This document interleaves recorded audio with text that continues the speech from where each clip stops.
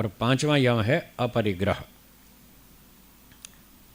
इस अपरिग्रह शब्द में 3 टुकड़े हैं।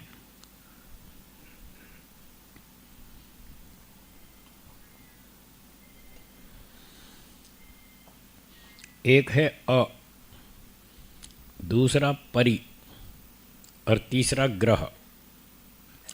अपरिग्रह, ग्रह का अर्थ है ग्रहण करना। आपने एक शब्द सुना है, संग्रह करना। संग्रह करना सुना है? संग्रह का अर्थ क्या है? इकट्ठा करना, जमा करना। तो ग्रह और संग्रह एक ही बात है। तो इकट्ठा करना। और परि शब्द इससे पहले जोड़ देंगे, परिग्रह।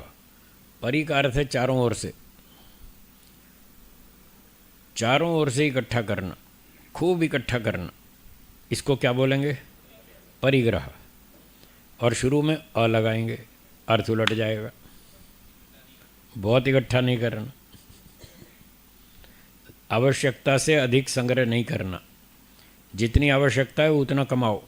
पैसे, कपड़े, बर्तन, बिस्तर, जूते, चप्पल, जो भी चीज़ें, जो भी साधन सामग्री है, बस उतनी रखो जितनी आवश्यक है। आवश्यकता से अधिक इकट्ठा नहीं करना।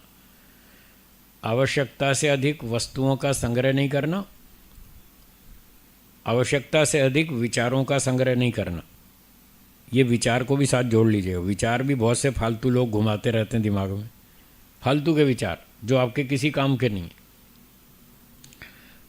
उदाहरण के लिए, आपके व्हाट्सएप में बहुत सारे वीडियो आते रहते हैं, बहुत सारे मैसेज आते रहते हैं जो आपके काम के नहीं होते। कोई पॉलिटिक्स के, कोई शेयर बाजार के, कोई और दूसरे तीसरे, कोई मार धाड़ के, कोई युद्ध के, कोई पता नहीं क्या क्या, जो आपके लाइफ से जिसका कोई लेना देना सीधा सीधा नहीं है।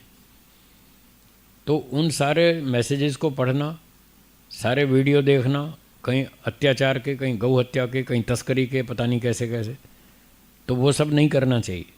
ये परिग्रह कहलाएगा। वो हानिकारक विचार हैं, हानिकारक वो वीडियो हैं, सारे विचार जो हैं वो मस्तिष्क को विचलित करते हैं। अगर आप उसको नहीं पढ़ेंगे, नहीं सुनेंगे, नहीं देखेंगे तो आपको कोई नुकसान नहीं है। यदि उन फालतू की बातों को रोज़ पढ़ेंगे तो आपको नुकसान होगा। लोग फालतू के विचार करते रहते हैं, फालतू का संग्रह करते रहते हैं, बहुत सारा सामान इकट्ठा कर लेते हैं जिसका वो उपयोग नहीं कर पाते, बस जमा करते रहते हैं, कमाते रहते हैं और फिर उसकी सुरक्षा करते रहते हैं। कोई चोरी हो जाए तो दुखी, कोई मांग ले जाए उधार फिर चुकाए नहीं तो दुखी, और खाने पीने की आदत पड़ गई फालतू खर्च करने की, फजूल खर्ची की, कल को पैसे कम पड़ गए फिर दुखी। हैं? आ जाए तो बांट दो, फालतू आ जाए तो बांट दो। पहले तो कमाओ मत, आ जाए तो बांटो। फालतू रखोगे तो वो तंग करेगा आपको, आपकी नींद खराब करेगा, आपको परेशान करेगा। आपको उसकी सुरक्षा के लिए सिक्योरिटी गार्ड लगाने पड़ेंगे, बैंक में लॉकर खरीदने पड़ेंगे। इस सामान को वहाँ रखो, चोरों से बचाओ, डाकुओं से बचाओ, फलाने से बचाओ। बांट बूंट के जान छूटी, अपना मस्त रहो, फ्री माइंड, और अपना पढ़ाई लिखाई करो, ध्यान करो, स्वाध्याय करो। हम लोगों से पूछते हैं जी आप हवन करते हैं? कहते हैं जी हवन तो नहीं करते। क्यों नहीं करते? टाइम नहीं मिलता। आप ईश्वर का ध्यान करते हैं? ध्यान भी नहीं करते। क्यों नहीं करते? टाइम नहीं मिलता। स्वाध्याय करते हैं? नहीं करते, टाइम नहीं मिलता। सत्संग में जाते हैं? नहीं जाते, टाइम नहीं मिलता। व्यायाम करते हैं? नहीं करते, टाइम नहीं मिलता। जो करने के काम है वो करते ही नहीं क्योंकि टाइम नहीं मिलता। क्यों भाई, आपका टाइम कहाँ चला जाता है? हमको तो मिलता है, आपको क्यों नहीं मिलता?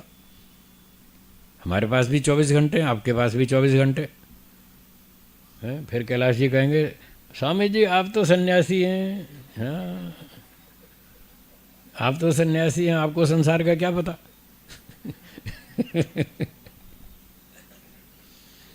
भाई घंटे तो मेरे पास भी 24 हैं, आपके पास भी 24 हैं।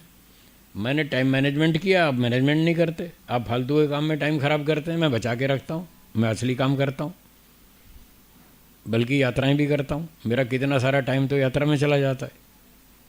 अब बोरिया बिस्तर बांधना, फिर लपेटना, फिर खोलना, फिर लपेटना, हर तीसरे दिन यही काम है। जहाँ भी जाता हूँ, कहीं ठहरता हूँ, जिस दिन जाता हूँ बोरिया बिस्तर खोलो, फिर 3 दिन प्रचार किया, फिर अगले स्टेशन पे जाना है, फिर उसको समेटो। आपका तो सब घर अपना फिट फिट रहता है, सारा सामान उठाया, यूज़ किया और तत्काल रख दिया, कोई समय नहीं खर्च होता। तो मेरा तो कितना काम बढ़ जाता है, उसके बावजूद भी मैं टाइम निकालता हूँ।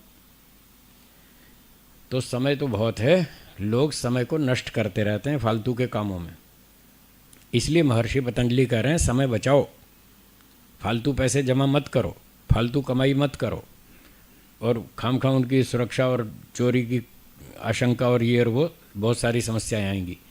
तो पहले तो कमाओ मत, आ जाए तो बांट दो, अपना सर हल्का करो, अपना ध्यान करो, ईश्वर का चिंतन मनन करो, स्वाध्याय करो। इसका नाम है अपरिग्रह।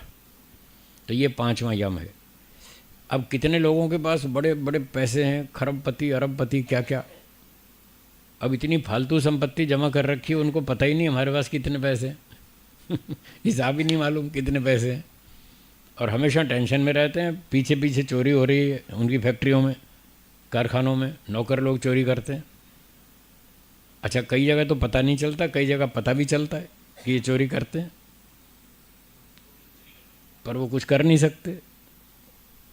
अगर वो बताएंगे तुम चोरी करते हो तो भाग जाएंगे, भाग जाएंगे तो काम बिगड़ेगा, कारीगर नहीं मिलता, ये सारी टेंशन होती है।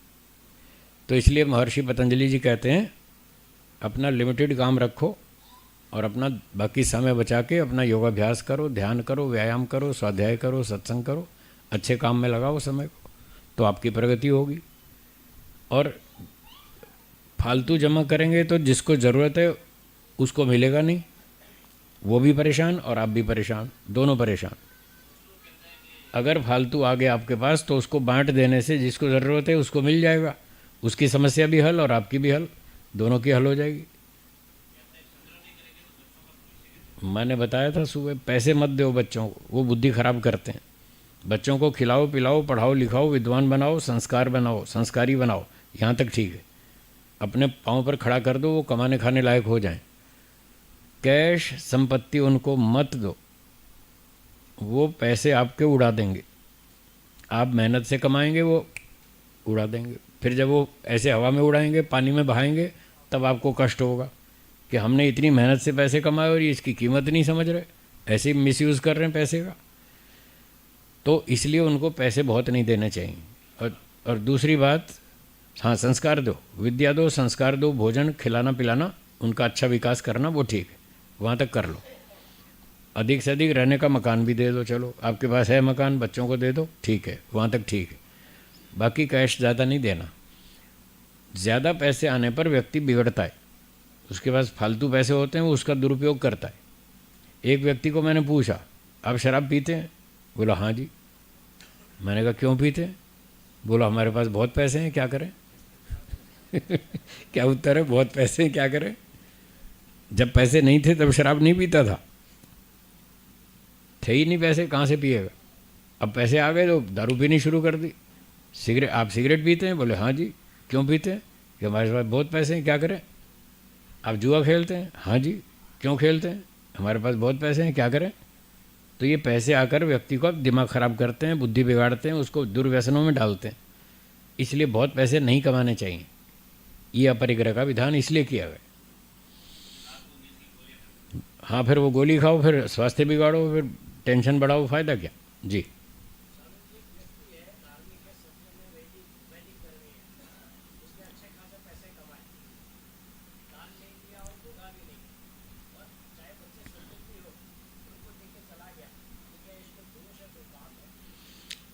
दोष यही है कि उस पैसे के का उपयोग बच्चे तो करेंगे ना, बच्चों को देगा तो बच्चे आलसी हो जाएंगे, वो मेहनत नहीं करेंगे, उनको बने बनाए पैसे मिल गए। एक तो वो आलसी होंगे, पुरुषार्थ छूट जाएगा, ये दोष लगेगा कि अपने बच्चों को आलसी बनाया। दूसरा मैंने बताया, जब पैसे ज़्यादा होंगे तो वो उसका दुरुपयोग भी करेंगे, तो उनका जीवन आचरण बिगड़ेगा बच्चों का, उसका भी दोष लगेगा। तो ये दोनों दोष लगेंगे उस व्यक्ति को जो अपने पैसे बच्चों को दे जाएगा और योग्य पात्रों को समाज में नहीं देगा, तो उसको दंड मिलेगा। इसलिए उनको अधिक मत दो। मैंने सुबह बताया था 20, 30, 40% घर में वालों को दे दो, 50 तक दे दो, चलो अपने घर परिवार वालों को 50% संपत्ति दे दो, 50% समाज को दो। सारे पैसे आपके नहीं हैं, आपके पास जितने पैसे हैं वो आपने अकेले ने नहीं कमाए हैं, देश के करोड़ों व्यक्तियों ने आपको मदद की है, तब जाके आपने 2 रुपये कमाए हैं। इसलिए सारी संपत्ति पर आपका अधिकार नहीं है, देश का भी अधिकार है। कितने लोग 24 घंटे बिजली पैदा कर रहे हैं आपके लिए, कोई रेल बना रहा है, कोई सड़क बना रहा है, कोई बिजली बना रहा है, कोई कंप्यूटर बना रहा है, कोई टेलीविज़न बना रहा है, कोई मोबाइल फ़ोन बना रहा है। उनकी मेहनत से आपने ये सारे साधन प्राप्त किए और इससे 2 रुपये कमाए, तो उनका भी तो कुछ हिस्सा बनता है ना, इसलिए कुछ हिस्सा उनके लिए भी दो। और दोगे तो एक तो उनका भी काम चलेगा। धार्मिक संस्थाएं वो कैसे चलेंगी, उनके कोई कारखाने फैक्ट्री तो होते नहीं, वो तो दान पर ही चलती हैं। तो हम उनको संस्थाओं को दान देंगे तो वेद का प्रचार होगा, देश की रक्षा होगी, धर्म की रक्षा होगी, तो उसका आपको पुण्य मिलेगा और आपकी समस्या हल हो जाएगी, आप उस दंड से बच जाएंगे। अगर संस्थाओं को नहीं दिए और आपने बच्चों को दे दिए तो वो बच्चे पैसे का मिसयूज़ करेंगे और आलसी बनेंगे। इस तरफ दोष लगेगा और उधर संस्था का भी काम नहीं चलेगा, वो भी बेचारे परेशान रहेंगे, वेद का प्रचार नहीं होगा। तो इसमें ये दोष आएंगे। यदि आप दान देंगे तो दोनों तरफ फ़ायदा, न तो बच्चे आलसी बनेंगे, वो पुरुषार्थी बनेंगे, और उधर संस्थाओं को सहयोग मिलेगा तो संस्था भी पनपेगी, देश में धर्म की रक्षा होगी। इसलिए संस्थाओं को भी देना चाहिए। 50% तो संस्थाओं को दो, 50% अपने घर वालों को, ऐसा करना चाहिए। समय समाप्त होता है, विराम देंगे। आखिरी सवाल। हाँ जी, हाँ बिल्कुल बिल्कुल। कर्म आपने कर दिया, आपने वसीयत लिख दी कि मेरे जीते जी ये संपत्ति मेरी इच्छा से खर्च होगी। अब मेरे मरने के बाद 50% इसको दो, 10% इसको दो, 20% इसको दो, 5% इसको दो। आपने लिख दी वसीयत, आपका पुण्य हो गया। अब जो संपत्ति जिसके पास है, जिसके हाथ में है, बेटे, अब बेटों की जिम्मेदारी है जो पिताजी वसीयत लिख गए उसके अनुसार वो बांट देंगे। नहीं बांटेंगे तो उनको दंड मिलेगा, वो दूसरे का माल खा गए, उन्होंने चोरी की। अब पिताजी को तो पुण्य मिलेगा, उन्होंने तो बांट दिया था। तो इसलिए मरने के बाद भी मिलता है।